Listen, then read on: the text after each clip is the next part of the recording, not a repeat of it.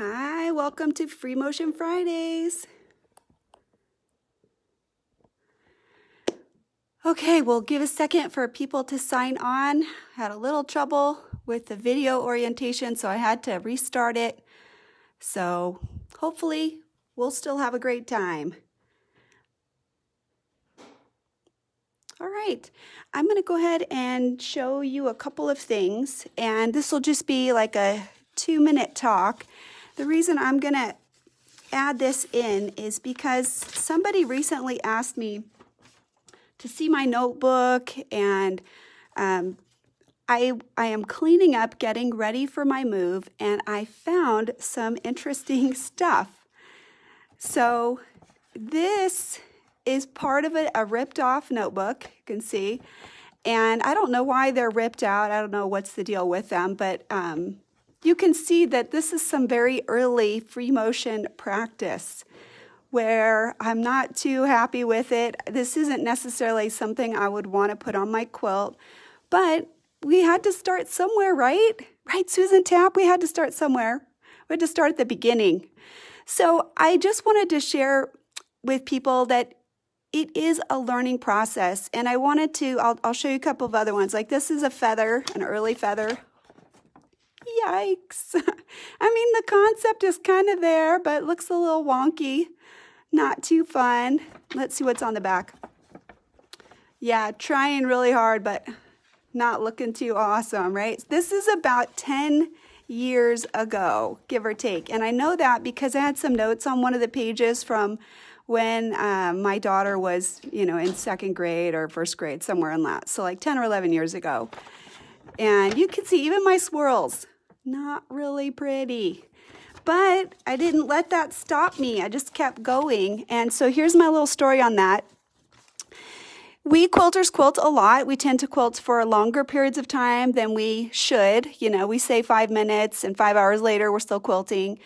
And the reason that matters is, think about it this way. If you aim to get 1% better or even 0.5% better each time that you're doing something, some design, practicing something, trying to make it better, well, imagine how much better that you're going to be at the end of the year. Even if it's 0.5% better every time, or even a quarter, if you quilt 50, 60, 100 times in a year, how much better are you going to get? You're going to get better.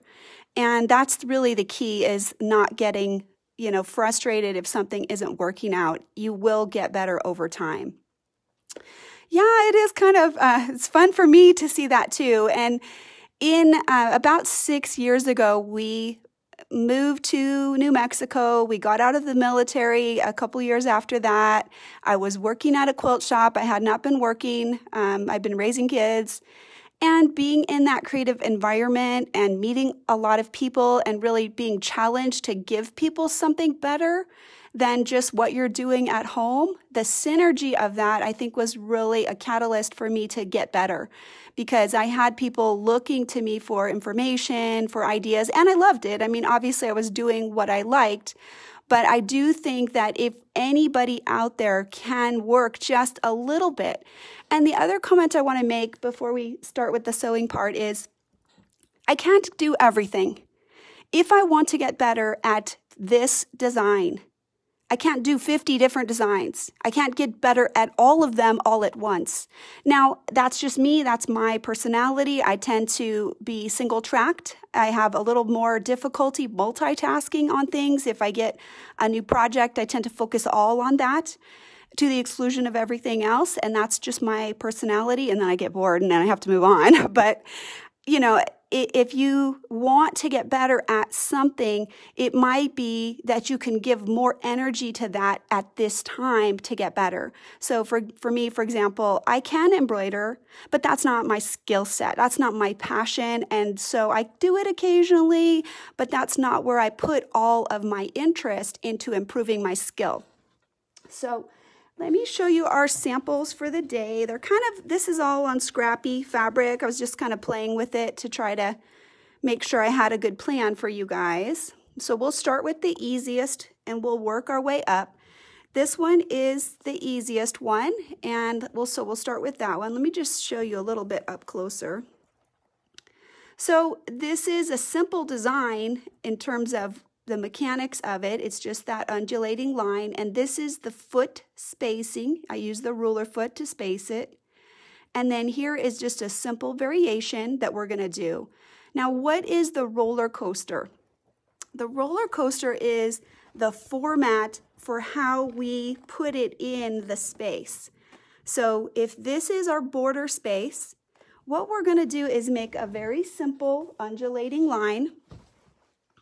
You can use a ruler to do it if you have like a feather spine or something like that. It's not necessary to do that. It's okay if it changes. So you can see I just put little memory guides for myself, right? So this little section right here, you can see that we just made this line. And all I did is I just took my bowheen, it's a fat chalk pencil, and I just drew it. I kind of tried to make it spaced in the middle like that to even it out. And when I start, what I'm going to do is I'm just going to start making that undulating line, and the ruler foot will be the stop, right? Like that. Okay, and so we're just going to do that. And the goal would be that this is the boundary. And so what that will do is if we do the design on both sides, we'll have a little puffy gap right in the middle. And the reason I like this roller coaster design, it doesn't have to be perfect. It's very flexible. It's very free motioning. You know, you don't have to be really rigid. If it's not perfect, then nobody cares because the curves aren't symmetrical. All right, so let's go ahead and I'll get started.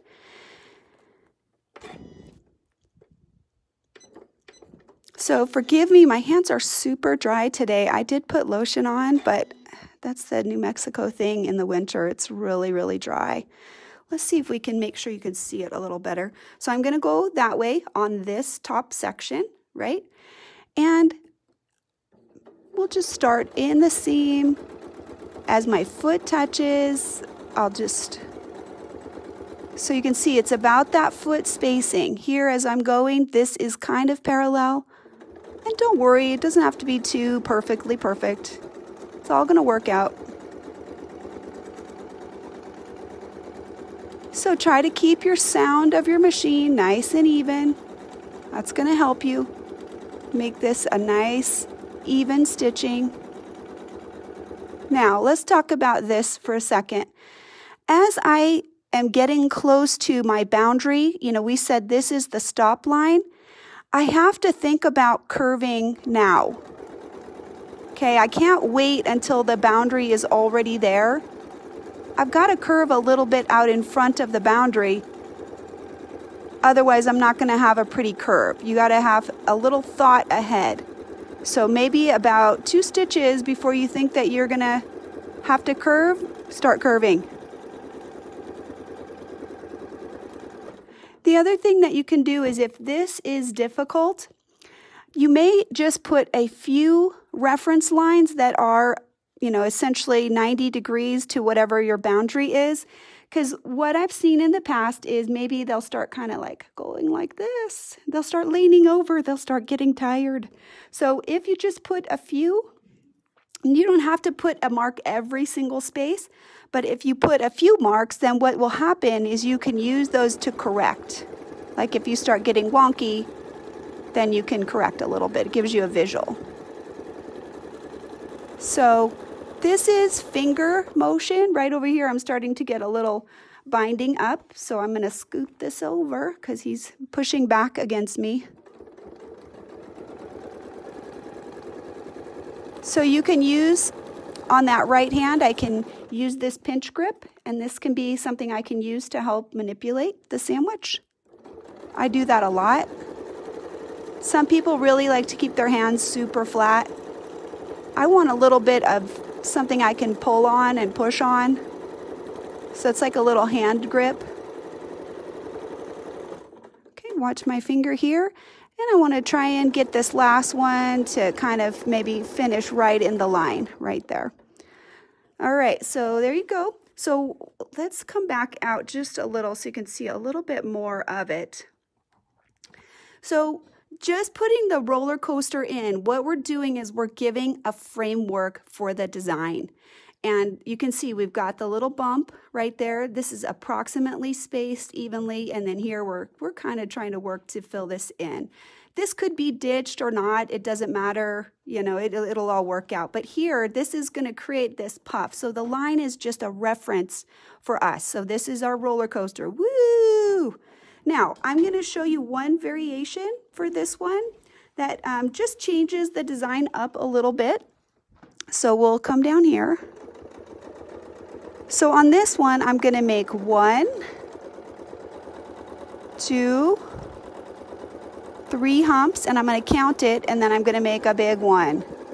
And then 1, 2, 3, and then a big one. And 1, 2, 3. Okay, and now what I need to do, I need to adjust my hand. Okay, so I didn't do it on the fly. So I'm going to count my bumps, make sure I've got it. And now this one will be bigger. 1, 2, 3, and then a big one. 1, 2, 3. Okay, so I like to make my curve, right? And then I can go straight. So what is the goal here of this design? As a learning objective, we are stretching it. Okay, so like if you go a little line, it's easy to go straight. If you go longer, then you have to concentrate more. And keeping them even, that's the next piece. And then this right here just creates a little visual variety. Like this is really regular back here. And this one, we're just changing that up. So you'll get a little bit of less density right here. So this will lift up and you'll still get your puff in the middle. But this is just a little visual variety, right? So this is our big one. Count 1, 2, 3, and then our big one. So this is important because this is helping you practice change. You know, so I think a lot of times we want symmetry, but sometimes if I can't get symmetry, if that's not my skill set, if I can be random, then that could be great too. And that's my third one. So we'll just tack this off real quick and then we'll show it to you.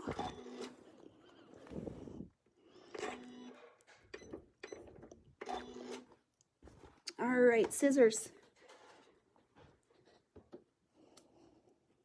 So I'm going to check real quick, see if we had any questions. I know people are participating.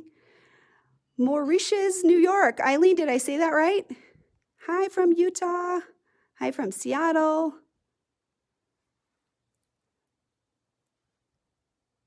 Yeah, oh my gosh. So this is my hand. So literally, here, Ruth, this is for you, Ruth Ann. I'm tapping the camera. That's how close it is. It's about this far away from my hands right now.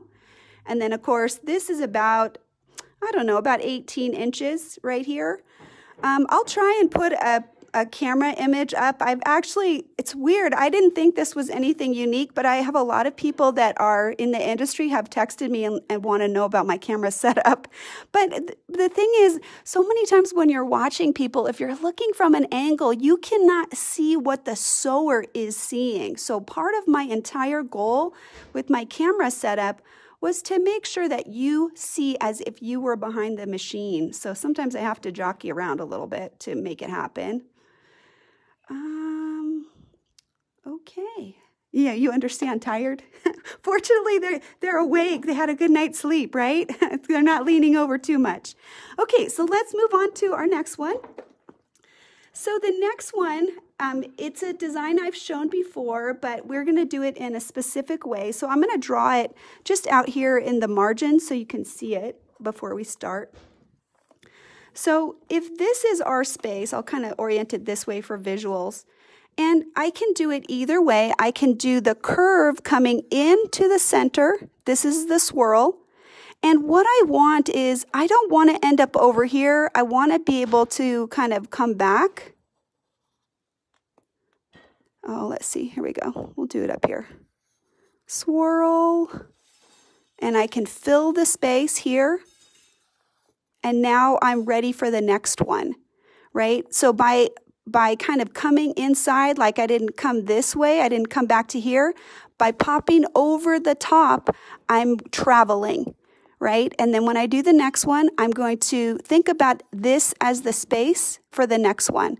So I'm going to curve into that space for the next one and then bounce back. So mentally, you got to think about however big your swirl is, it's going to fit under the boundary. So then you're going to curl into the space and out. So this is the next one, and what we'll do is we'll do it across and then we'll do it the other way. So the learning objective for this one is how to shape the design so that it moves you forward. So as I said, if we had tried to curl back on the inside of this curl, we would not be on this side, we'd be on this side. We want to be on the outer side. So when I was doing this, that was the goal, was to allow us to travel. So with all that chalk, it might be a little busy at first. Just tuck it in, and then inside and tap back to the boundary. Let's see if we can flip it so you can see better. We need you to be on the front. Okay, so we'll do the next one. So here I'm going to arc out and tuck my curl in. And back over the top. And remember that this is a boundary, right? So I kind of went a little tall for this boundary, but we're not stitching this in. So just a reminder that we want to make sure that we can fit him in. So don't make him too tall. Tuck him in. And tap. Okay, and we'll just keep going like that. So this one's a little bigger, so I'm going to fill him in with a bigger swirl. And a littler one. So this right away forces you to evaluate height. Each time as we're doing this, let's move you up just a little bit so you can get kind of in there. There we go. Make sure you're tucked in. So this way we can constantly have to change our size. The roller coaster is saying, okay, I'm skinny, I'm wider, I'm skinny. So you can't just think, okay, it's 1 inch. You've got to evaluate for size each time. Each shape is going to be different.